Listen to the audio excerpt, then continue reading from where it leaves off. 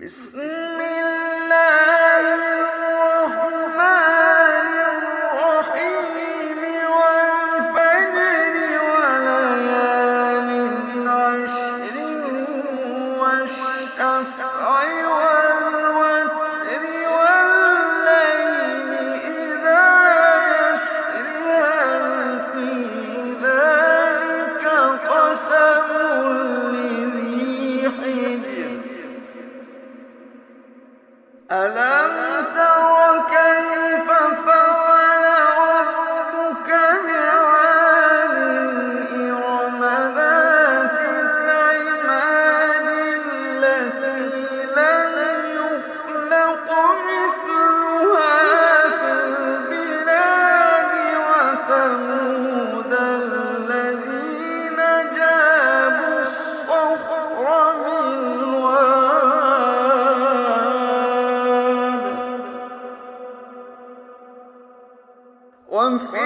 وفرعون ذي الأوتاد الذين طغوا في البلاد فأكثروا فيها الفساد فصب عليهم ربك سوط عذاب وفرعون ذي الأوتاد الذين طغوا في البلاد فأكثروا فيها الفساد فصب عليهم ربك سوط عذاب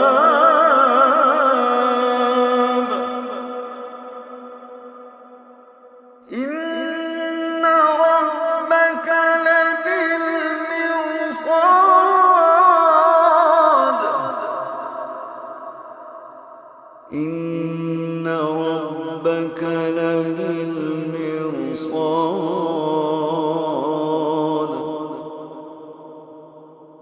فأما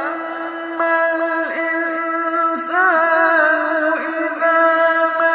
ابتلاه ربه فأكرمه ونعمه فيقول ربي أكرمن وأما إذا ما ابتلاه فقدر عليه رزقه فيقول ربي أهانن كلا وأما إذا ما ابتلاه فقدر عليه رزقه فيقول ربي أهانن كلا بل لا تكرمون اليتيم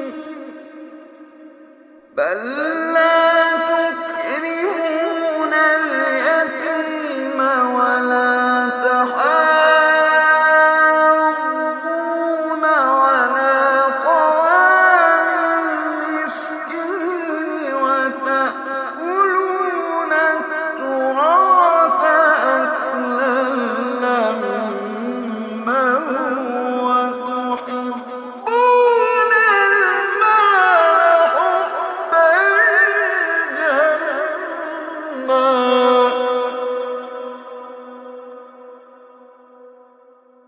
كلا إذا دكت الأرض دكا دكا وجاء ربك والملك صفا صفا وجيء يومئذ بجهنم يومئذ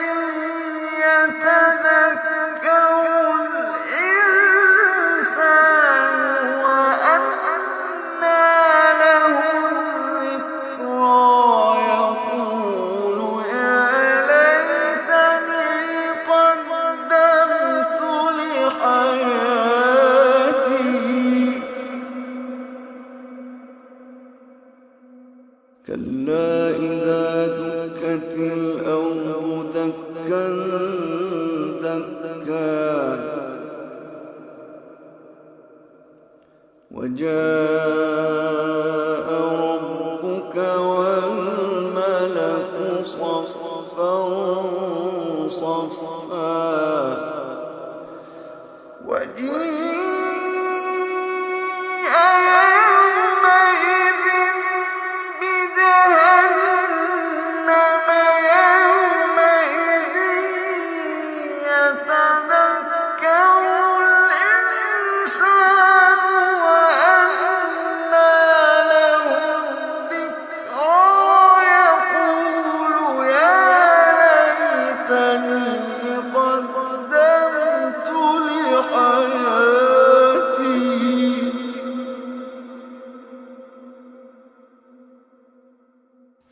فيومئذ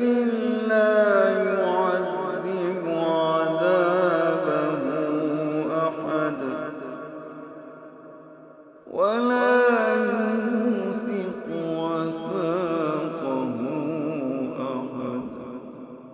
ولا يوثق وثاقه أحد يا أيتها النفس المطمئنة ارجعي إلى ربك راضية مرضية